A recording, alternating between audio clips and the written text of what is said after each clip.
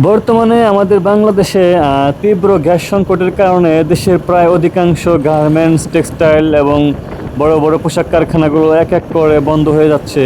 তো এইভাবে যদি চলতে থাকে দীর্ঘদিন, তাহলে আমাদের দেশের অর্থনৈতিক এবং পোশাক শিল্প অনেক মারাত্মক ক্ষতির সম্মুখীন হইতে হবে। বর্তমান গ্যাস সংকট যদি দীর্ঘ সময় ধরে এভাবে চলতে থাকে, তবে দেশের অর্থনীতি, সাধারণ মানুষের জীবনযাত্রায় বড় ধরনের যে বিপর্যয় আর কি নেমে আসতে পারে।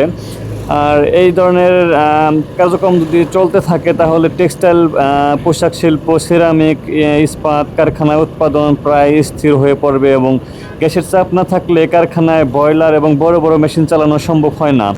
আর সময় মতো বিদেশি ক্রেতাদের কাছে পণ্য পাঠাতে না পারলে বাংলাদেশ আন্তর্জাতিক বাজার হারাবে এবং ক্রেতারা তখন ভারত, ভিয়েতনাম বা পাকিস্তানের মতো বিকল্প দেশে চলে যাবে। তাই আমাদের অতি দ্রুত এই সংকট কাটিয়ে উঠতে হবে এবং সরকারকে যথাযথ পদক্ষেপ গ্রহণ করতে হবে কিভাবে এই সংকটটা কাটিয়ে ওঠা যায়। দেশে গ্যাসের নিশ্চয়তা না থাকলে দেশি বা বিদেশি কোনো উদ্যোক্তাই নতুন কারখানা খোলার সাহস পাবে না। তাই সরকারকে আমাদের এই পোশাক শিল্প বাঁচিয়ে রাখতে হলে অতি দ্রুত এই গ্যাস সংকট মোকাবেলা করে প্রয়োজনীয় ব্যবস্থা গ্রহণ করে খুব দ্রুত সমাধান করে দেশটা যেন স্বাভাবিক সুন্দরভাবে চলতে পারে সেই ব্যবস্থা গ্রহণ করতে হবে। ধন্যবাদ সবাইকে।